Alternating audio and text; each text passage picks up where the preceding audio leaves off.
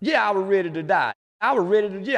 When I realized I was in jail on the first day, you couldn't have made me believe it wasn't gonna be a bunch of black people out there when I wake up. Let him go, let him go. I would go look out the window like or lean on me and see a bunch of, let him go, let him. Boy, when I was sitting by that window looking out and wasn't nobody there. Say, boy, that second day, I just knew they finna bust through the walls to come get me. When didn't nobody die? Was nothing. The old words came to my mind. He said, ain't nobody getting in the car with you and you fight police. You go downtown and talk bad to white people. What? Don't know do that. Dr. King didn't talk to white folks like you. Malcolm didn't talk to white folks bad. So this is what made me turn to the niggas. Cause the ain't got no mental asylum to erase me in. That's what made me say, you gangbanging. Why you don't say nothing to white folks? Cause white folks will do this to me, you ain't gonna do nothing. So nigga, why would I make white folks mad unless they make me mad? I don't bother white folks by problems. I ain't f***ing with white folk cause they done something. I'm f***ing with white folk cause I f*** with everybody. How y'all gonna tell me what I can't say? It was fun and dandy when I talked about the George Floyd and his daughter. It was fun and dandy when they had the Uvalde school shooting. I made mockery of the Uvalde Mexican babies getting killed. It was funny when I made the Houston news talking about raping Asian babies. It was funny when I was talking about the Jews and Aiden Ross' sister. Now it's on y'all. And y'all used to love me, set my tickets, but now it's on y'all. I told y'all I don't like nobody. I like white pussy. I don't like white people. I like Chick-fil-A. I like the Constitution. White folks just happen to be in the way of that. But I don't like nothing and nobody to say I won't talk about them if something happens.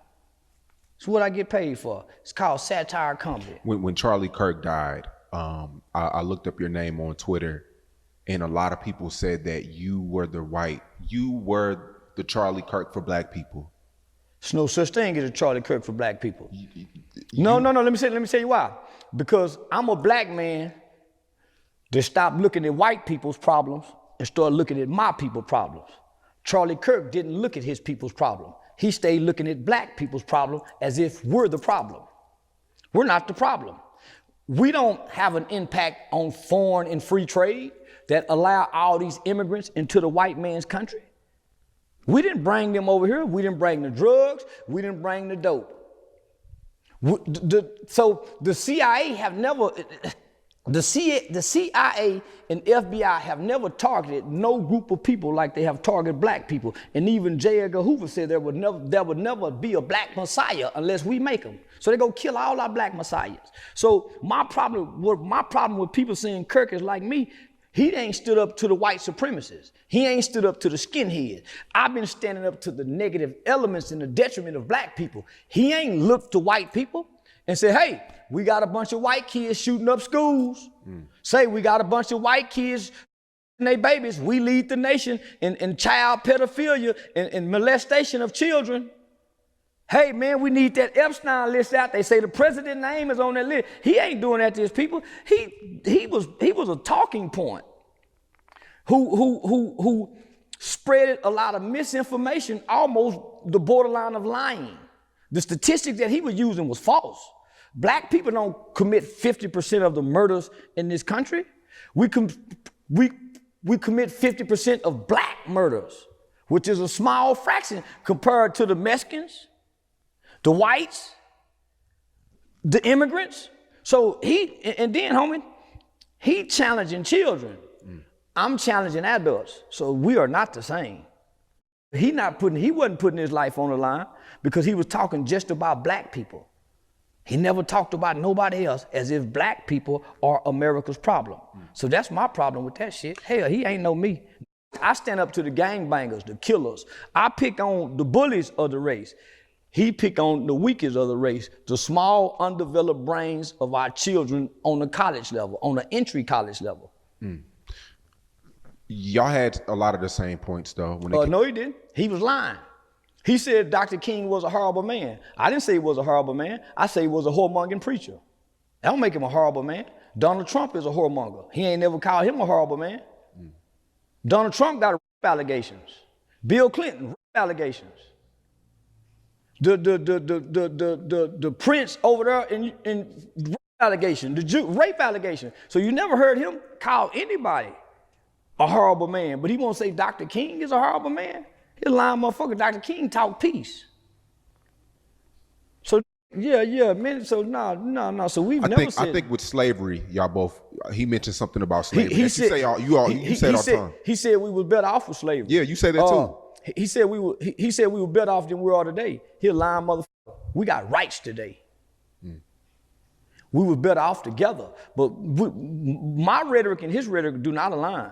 We were not better off as slaves when a white man can rape a black woman and be excused.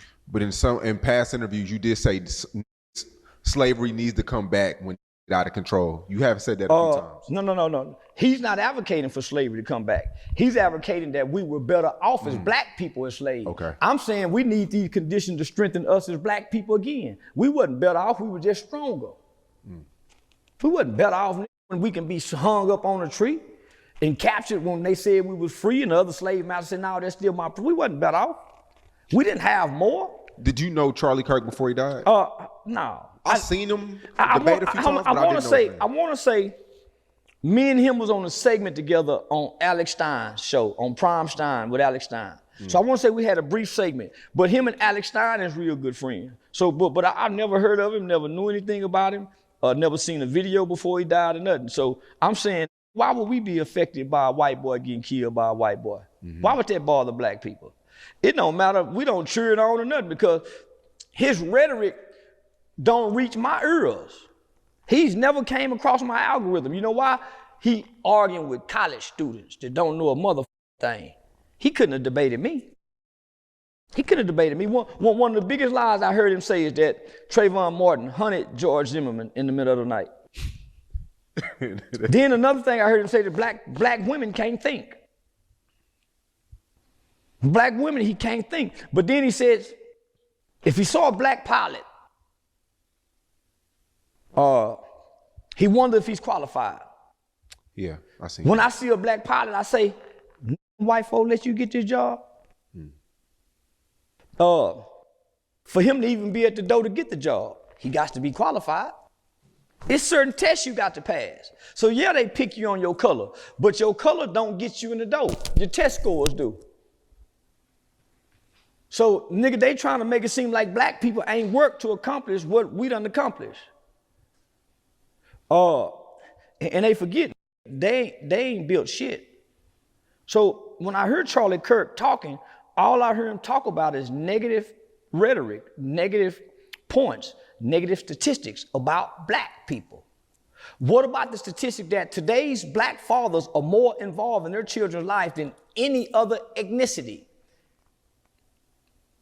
So why he's saying, well, single mothers now, you must forgot Southern strategy. Let's tell the whole story. We've been duped and tricked. We have never had a fair shot. You talking about redlining, Jim Crow laws.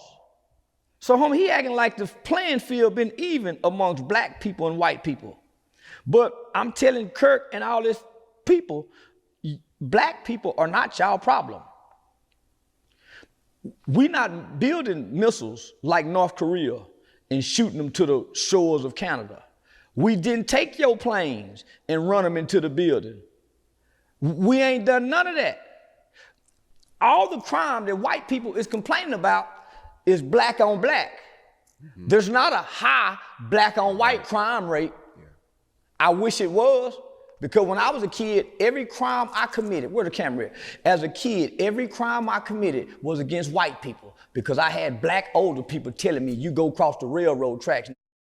The 10 Commandments is for your people. It ain't for nobody else. Thou should not kill his own kind. Thou should not steal from his own kind. But you can go over there and steal. You can steal from white people if you black. You can rob white people if you black. They've been robbing us because we black. So they want to try to make it color don't matter to us. Color matter to them about everything. That's why they put race in place. When race don't matter to nobody but Americans. They play race with us it's white nationality that they embrace. They white nationalist ideologies. That's why you hear that governor of Utah say, we was hoping it was somebody else because they really want to hate. When I saw that, when I first saw Charlie Kirk get killed, and I didn't see it, I just heard about it. I don't watch white people. I don't watch nothing white people talk about, especially politics. That's the biggest con game sham. I'm playing con, homie. I'm not a Republican. I'm a smart man. I'm not a Democrat. I don't give a fuck about being Republican or Democrat. I'm playing on both parties because both parties is dumb. All you got to know is some basic information about history and the Constitution, and you can play both sides. Because both sides are one and the same, a group of hateful old white people that are living in white fear because they know they done everybody wrong. And their greatest nightmare is one day somebody sits over them. They're losing their country and they blaming they. We ain't sent 9 grams of fentanyl across the borders that's destroying they white kids that's overdosing on fentanyl and opioids. That's true. We ain't sent now motherfucking me coronavirus disease over here to cause a wipe out of sickness. Homie, but they blaming they as if the crime bother them. Our crime do not affect white people. You know why? Because they got the prison on the stock exchange. So it ain't costing nobody no money to lock up. They making money off locking up. There go your free labor. So they complain about crime. They need this crime to keep black slaves. That's why even if we never commit a crime, before you're born in America as a black person, you're already a criminal. You know why? Because we can line up 50 black women. How many black women are having boys? They raise their hand. Okay, all black women line up over here. We go 1, 2, 3. One of y'all boys are going to prison before they're even born. Well, who's saying that? America. Because America has a booming prison industry. And they need this prison industry. Not only that, it strips these black people of the rights we once gave them because we still need slaves for free labor. So this crime don't affect us. And it don't affect white people while you're using it as talking points. How many black women having babies? 1, 2, 3. One of y'all going to prison. You know why? Because the American statistic says 1 in every 3 black males will go to prison or be on some form of community supervision in their lifetime. It don't say maybe, it don't say well, but it says 1 in 3 will go. So who makes this shit up? We can go look at black babies. 1, 2, 3. Boy, one of these nigga babies going to prison, and there's nothing nobody can do about it. Nigga, they put this in place for this race. Prison was not put in place for nobody else, but specifically this race. Yeah, we'll put others in there, but the majority is for these people. These people pose the greatest threats to us because they might want retribution one day because we ain't never been fair to them. We ain't never been fair to them. So we got to make sure they stay where they are because our greatest fear is they get over us one day. Do you see how they do each other when they're fighting each other? Do you see some of these snippets when the 20 black guys jump on one white boy? Homie, that's their greatest fear, that it's going to be like that everywhere for them. Mm. So they make sure they put things in place years in advance because what they said was, we must do this now for future generations may not understand. The future white people is going to be way more compassionate than these people. So they're putting things in place now that their children can't even undo because they like their slaves. They know their kids grow up and like Jim. And Jim, when I grow up and I'm slave master, I'm going to let you free, Jim. Even the kids had empathy. That's why they love us today. That's why they needed a Charlie Kirk. Homie, Charlie Kirk was a puppet for white supremacy and white racist hate in the name of, I invite you to the table, but I get to edit the talking points. I invite you to the table, but I'm targeting the younger minds. It's no difference than the LGBT that puts things in Disney channels because whenever they want to build prisons, what they do is they target 3rd grade literacy tests.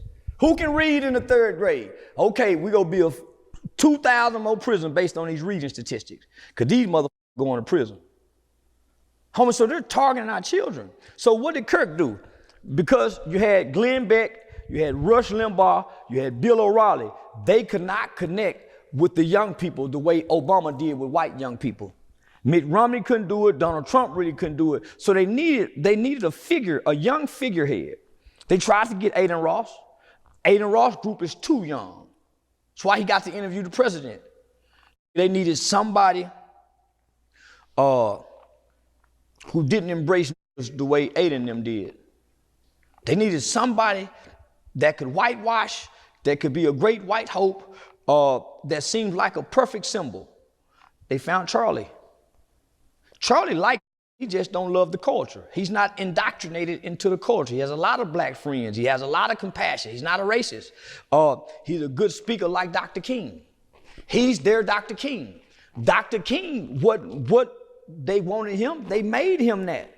He was just a charismatic leader that can speak, just like Charlie. Dr. King and Charlie are political puppets and tools. They both was assassinated because they changed their talking points. Dr. King was never about integration. That's what white folks wanted, to cripple blacks' economy. Integration strips black people of everything. The fight was always about equal rights and equal protection, something we still don't have, equal rights and equal protection. They can make mockery of George Floyd. We can't make mockery of nobody. We lose our jobs. They can do the Eric Garner challenge. I can't breathe. They go viral as a police department and never lose a job. They say, hey, let's do the Trayvon Martin Skittle challenge. They lay down with the Skittles. So they can do all of this, homie, challenges. And there's no repercussions and backlash. But it is for us, for anybody that speaks against their Savior. So they've made him a God. They've made him almost like Jesus. They say he got a steel neck, that the bullet, his neck wasn't steel enough to stop the bullet. He wasn't that good where God didn't allow him to die. He was just a mortal man with flaws and sins, just like every other man. He wasn't no different, just like Dr. King. When he died, people celebrated. Good. They celebrated when George Floyd died. Yeah. White people celebrated when George Floyd. Homie, I didn't celebrate because he don't mean nothing to me. My focus is on, why you hear people say, man, he don't never talk about white people. Why? White people ain't bothering us. I had to tell it today on a live, homie, there's been 2 black boys found hanging.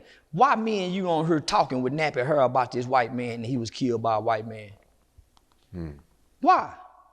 So Charlie Kirk was given a few $1 million from an old white man to go out into America and win the hearts of young Americans for this Trump election. That's why you're hearing him saying his voice will echo for future generations.